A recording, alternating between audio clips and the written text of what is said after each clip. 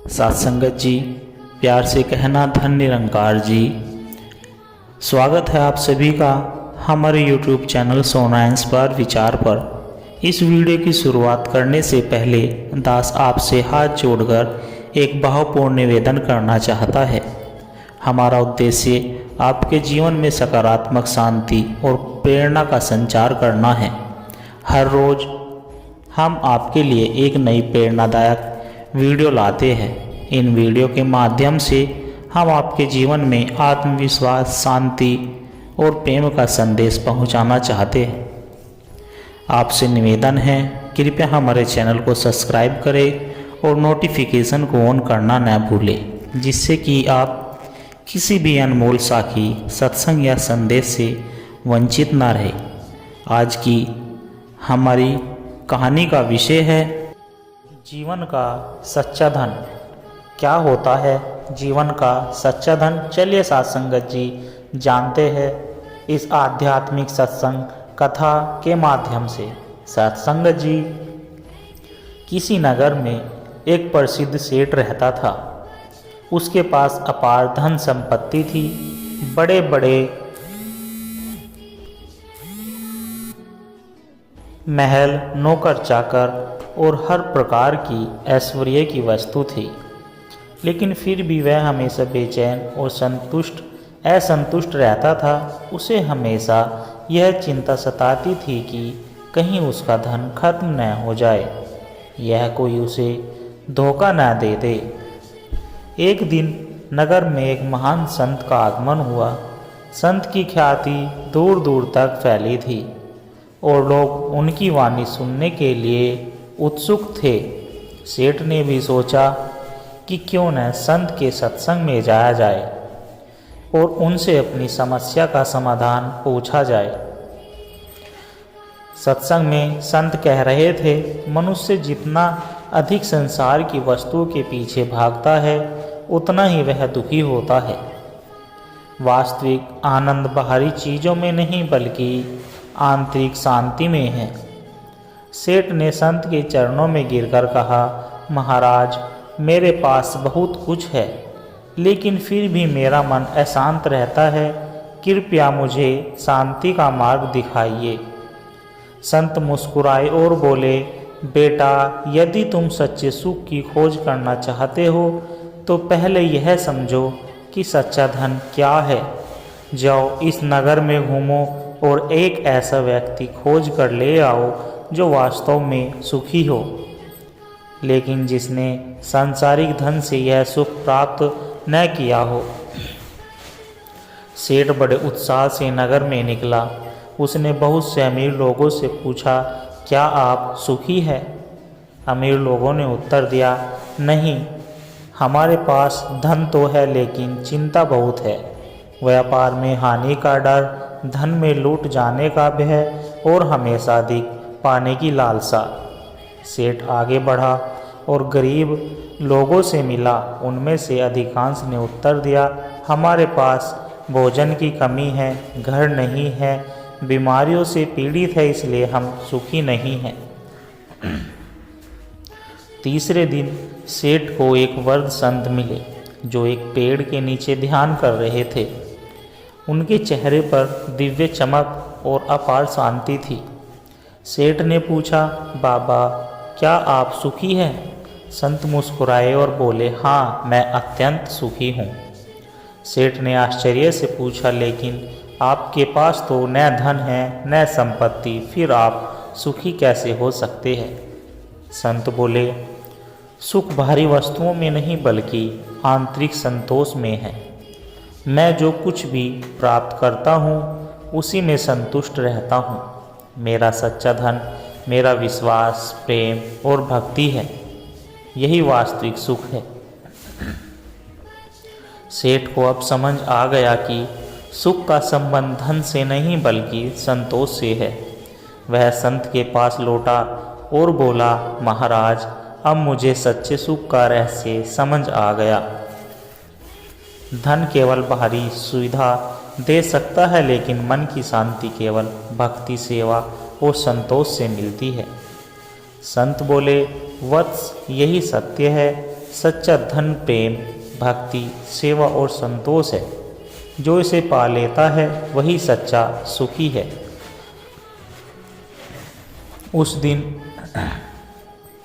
उस दिन सेठ ने अपने जीवन को बदलने का संकल्प लिया। उसने न केवल अपने धन का उपयोग परोपकार के लिए किया बल्कि भक्ति और सेवा में भी अपना जीवन लगा दिया। धीरे धीरे उसका मन भी शांत हो गया और उसे वास्तविक सुख की अनुभूति हुई। सच्चा सुख भौतिक वस्तुओं से नहीं बल्कि संतोष और सेवा से प्राप्त होता है। धन केवल बाहरी सुविधा दे सकता है, लेकिन मन की शांति आत्मज्ञान और भक्ति से मिलती है। जो व्यक्ति संतोष में जीता है वही संसार का सबसे धनी व्यक्ति है। परमार्थ और भक्ति से जीवन का असली आनंद मिलता है। जो मिला उसमें संतोष रखो, जो नहीं मिला उसकी चिंता मत करो। यही जीवन का सबसे बड़ा सुख है। संत की सीख। एक समय की बात है, एक प्रसिद्ध संत अपने शिष्य के साथ एक गांव में सत्संग करने पहुँचे। वहाँ के लोग संत की वाणी सुनने के लिए बड़ी संख्या में इकट्ठा हुए। सत्संग के दौरान संत ने एक रोचक कहानी सुनाई। कहानी का विषय था लालच और संतोष। एक धनवान सेठ था जिसके पास अथाह संपत्ति थी, लेकिन फिर भी वह हमेशा और अधिक कमाने की लालसा में लगा रहता था। उसका मन कभी भी संतुष्ट नहीं होता था। एक दिन उसने सुना कि पास के जंगल में एक सिद्ध महात्मा रहते हैं जो मनचाही वस्तुएं देने की शक्ति रखते हैं। सेठ महात्मा के पास पहुंचा और विनम्र पूर्वक प्रणाम कर बोला, महाराज, मैं और अधिक धनवान बनना चाहता हूँ। कृपया मुझे ऐसा उपाय बताइए जिससे मेरा खजाना कभी खाली न हो। महात्मा मुस्कुराए और बोले, तुम्हें बस एक चीज करनी होगी। इस जंगल में पड़े एक विशेष पत्थर को खोजकर ले आओ। वह पत्थर जिसे तुम पहले हाथ में उठाओगे सोने में बदल जाएगा, लेकिन याद रहे, यदि तुमने एक बार पत्थर छोड़ दिया तो फिर वह साधारण पत्थर बन जाएगा। सेठ अत्यंत उत्साहित हुआ और खोज में निकल पड़ा। उसे कई पत्थर मिले, लेकिन वह हर बार सोचता कि शायद आगे कोई और बड़ा और मूल्यवान पत्थर मिलेगा। इस लालच में उसने सैकड़ों पत्थर उठाकर छोड़ दिए। पूरे दिन की मेहनत के बाद भी वह सही पत्थर नहीं चुन सका और निराश होकर वापस लौटा। जब वह महात्मा के पास पहुंचा तो संत मुस्कुराए और बोले, बेटा, यह संसार भी इसी प्रकार का है। हमें बहुत कुछ मिलता है, लेकिन हम संतोष नहीं करते। इसी लालच में हम अपनी सच्ची खुशी और आत्मिक शांति खो देते हैं। सेठ को अपनी गलती का एहसास हुआ। उसने प्रण किया कि अब वह अपने पास मौजूद धन और संसाधनों से संतोष करेगा और परोपकार में जीवन बिताएगा। साथ संगत जी, इस कहानी से हमें यह सीख मिलती है कि संतोष ही सच्चा सुख है। लालच हमें कभी संतुष्ट नहीं होने देता और हम सच्ची आध्यात्मिक शांति से दूर हो जाते हैं। यदि हम वर्तमान में प्रसन्न रहना सीख ले तो हमारा जीवन आनंदमय बन सकता है। संतोषी सदा सुखी। मनुष्य का जन्म केवल सांसारिक सुखों को भोगने के लिए नहीं हुआ, बल्कि आत्मज्ञान प्राप्त करने के लिए हुआ है। हम जितना बाहरी दुनिया में भटकते हैं, उतना ही अपने वास्तविक स्वरूप से दूर होते जाते हैं। आत्मज्ञान का पहला कदम यह समझना है कि मैं शरीर नहीं, आत्मा हूँ। संसार में हर व्यक्ति किसी न किसी चीज़ की खोज में भाग रहा है, धन, मान, प्रतिष्ठा या भौतिक सुख। लेकिन वास्तविक शांति तब मिलती है जब हम संतोष को अपना लेते हैं। संतोष ही सबसे बड़ा धन है। यदि हम वर्तमान में संतुष्ट रहना सीख ले तो जीवन आनंदमय हो जाता है। हमारे कर्म ही हमारा भाग्य बनाते हैं। जैसे बीज बोते हैं वैसा ही फल मिलता है। अच्छे कर्म करने से जीवन में सकारात्मकता आती है और मन शांत रहता है। जैसा करोगे वैसा भरोगे, इसलिए हर कार्य सोच समझकर करें। ईश्वर की भक्ति ही जीवन का आधार है, लेकिन भक्ति केवल मंदिर जाने या पूजा करने तक सीमित नहीं होनी चाहिए, बल्कि यह हमारे विचारों और कर्मों में झलकनी चाहिए। सच्ची भक्ति वही है जिसमें मन, वचन और कर्म से ईश्वर को समर्पण किया जाए। संसार की माया हमें भटका सकती है, लेकिन जो व्यक्ति मोह से मुक्त होकर जीवन जीता है वही सच्चा आनंद प्राप्त कर सकता है। हमें चाहिए कि हम सांसारिक वस्तुओं को केवल आवश्यकता तक ही सीमित रखें और उनके प्रति आसक्ति न बढ़ाएं। प्रत्येक दिन कुछ समय आत्मचिंतन और ध्यान के लिए निकालना चाहिए। इससे मन शांत रहता है, चिंताएं कम होती है और आत्मिक शक्ति बढ़ती है। ध्यान से मन निर्मल होता है और आत्मा का प्रकाश प्रकट होता है। सच्ची आध्यात्मिकता वही है जिसमें हम दूसरों के लिए कुछ करें। किसी भूखे को भोजन देना, किसी दुखी को सहारा देना, किसी को सही मार्ग दिखाना, ये सब वास्तविक सत्संग के अंग है। गुरु के बिना आध्यात्मिक यात्रा अधूरी है। गुरु का मार्गदर्शन हमें सत्य की राह पर बनाए रखता है और हमें आत्मज्ञान की ओर ले जाता है। गुरु बिन ज्ञान नहीं, गुरु बिन मुक्ति नहीं। सच्ची आध्यात्मिकता का अर्थ केवल ग्रंथ पढ़ना या प्रवचन सुनाना नहीं है, बल्कि उसे जीवन में उतारना है। यदि हम सत्य, प्रेम, सेवा और ध्यान के मार्ग पर चले तो न केवल हमारा जीवन सफल होता है, बल्कि हमें परम शांति और आनंद भी प्राप्त होगा। सच्चा धन। सत्संग जी किसी नगर में एक धनी व्यापारी रहता था। उसके पास अथाह धन संपत्ति थी, लेकिन फिर भी वह हमेशा दुखी रहता था। उसे हमेशा यह चिंता सताती कि कहीं उसका धन खत्म न हो जाए या कोई उसे ठग न ले। एक दिन नगर में एक प्रसिद्ध संत आए, जिनके प्रवचनों की ख्याति दूर दूर तक फैली थी। व्यापारी भी उनका सत्संग सुनने गया। संत ने प्रवचन के दौरान कहा, इस संसार में केवल एक ही चीज़ स्थायी है, सच्चा ज्ञान और सच्चा धन। लेकिन अधिकांश लोग इसे पहचान नहीं पाते और भौतिक वस्तुओं में उलझे रहते हैं। संत के वचन सुनकर व्यापारी ने उनसे विनम्रता से पूछा, महाराज, सच्चा धन क्या है? मेरे पास बहुत सारा धन है, फिर भी मैं संतुष्ट नहीं हूँ। कृपया मुझे सच्चे धन का रहस्य बताइए। संत मुस्कुराए और बोले, अगर तुम सच में सच्चा धन पाना चाहते हो तो एक कार्य करो। 3 दिन तक नगर में घूमो और सबसे गरीब व्यक्ति को खोज कर लाओ, लेकिन शर्त यह है कि वह दुखी न हो। व्यापारी ने सोचा कि यह कार्य सरल होगा। वह नगर में सबसे गरीब व्यक्ति को खोजने के लिए निकल पड़ा। उसने कई निर्धन लोगों से मुलाकात की, लेकिन उनमें से अधिकतर दुखी थे। कोई भोजन की कमी से परेशान था तो कोई अपने बच्चों के भविष्य को लेकर चिंतित था। तीसरे दिन वह एक वृद्ध फकीर से मिला, जो पेड़ के नीचे बैठा भगवान का भजन गा रहा था।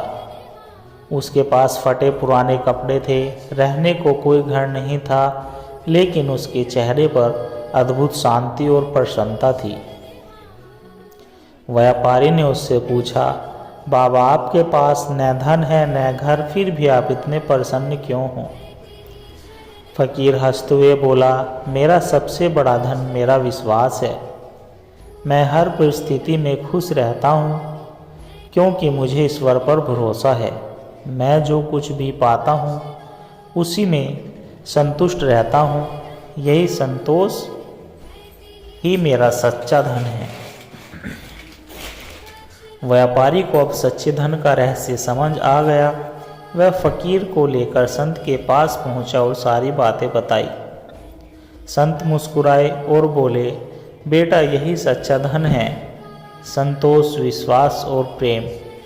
यदि तुम इन तीनों गुणों को अपने जीवन में उतार लोगे तो सदा सुखी रहोगे। धन संपत्ति तो नश्वर है, लेकिन आत्मिक शांति ही वास्तविक संपत्ति है।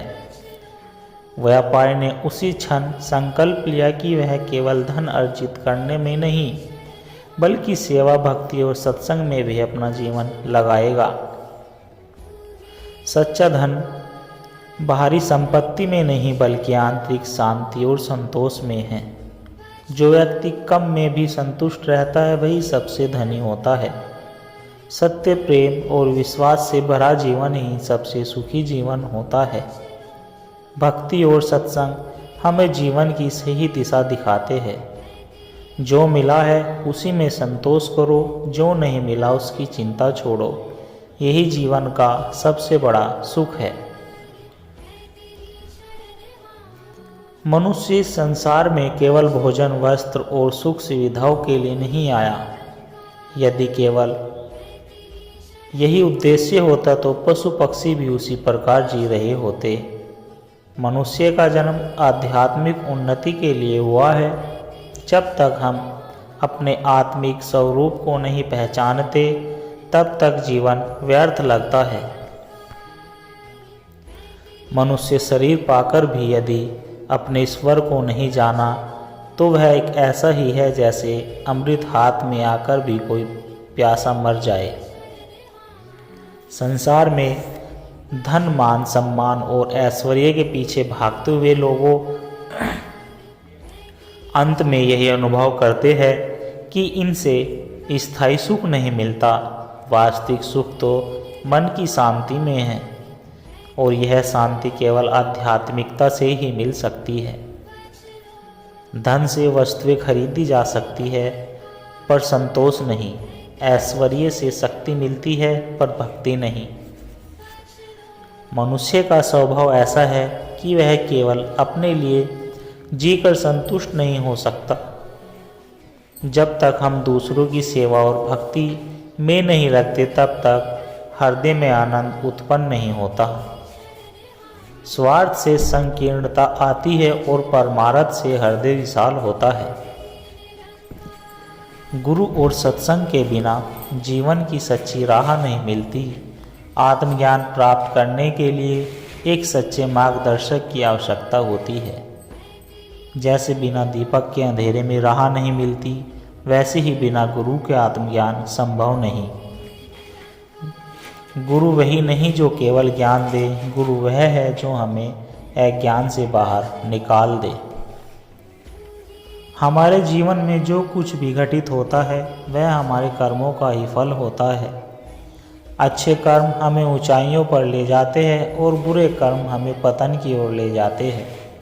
इसलिए हमें हर क्षण शुभ कर्म करने की चेष्टा करनी चाहिए। वृक्ष अच्छे फल से पहचाना जाता है, वैसे ही मनुष्य अच्छे कर्मों से पहचाना जाता है। मनुष्य को प्रतिदिन कुछ समय आत्मचिंतन और ध्यान में लगाना चाहिए।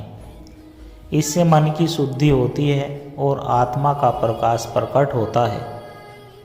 ध्यान से विचार शुद्ध होते हैं और जीवन में सकारात्मक ऊर्जा आती है। जैसे स्नान करने से शरीर शुद्ध होता है, वैसे ही ध्यान करने से आत्मा निर्मल होती है। यह संसार नश्वर है और यह सब कुछ क्षणिक है। जो व्यक्ति संसार की माया में फंसकर उसे स्थायी मान लेता है वह अंत में दुखी होता है। असली आनंद तो उस समय ईश्वर से जुड़ने में है जो सदा अटल और अविनाशी है। जो आया है वह जाएगा, इसलिए संसार की चिंता छोड़ो और परमात्मा से प्रेम करो। एक साधारण मनुष्य और एक आध्यात्मिक व्यक्ति में सबसे बड़ा अंतर यही होता है कि आध्यात्मिक व्यक्ति प्रेम और क्षमा से भरपूर होता है। घृणा और क्रोध से केवल अशांति बढ़ती है, जबकि प्रेम से जीवन में सौंदर्य आता है। जिसका हृदय प्रेम से भरा है वही सच्चा भक्त है। सत्संग का सार यही है कि हम अपने भीतर झांके, सत्य को पहचानें और जीवन को ईश्वर के प्रेम में समर्पित करें।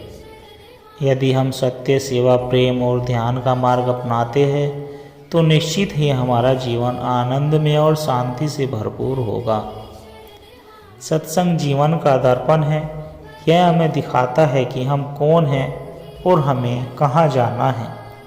सत्संग जी दास के द्वारा कहे गए आध्यात्मिक कहानी विचार और सत्संग विचार यदि आप जी को अच्छे लगे हो तो वीडियो को लाइक, चैनल को सब्सक्राइब जरूर कर दे और दास को आशीर्वाद दे कि आप जी के चरणों में हर रोज़ ऐसे ही एक आध्यात्मिक विचार, सत्संग विचार लेकर आता रहूं। सत्संग जी और वीडियो को भी ज़्यादा से ज़्यादा शेयर करें।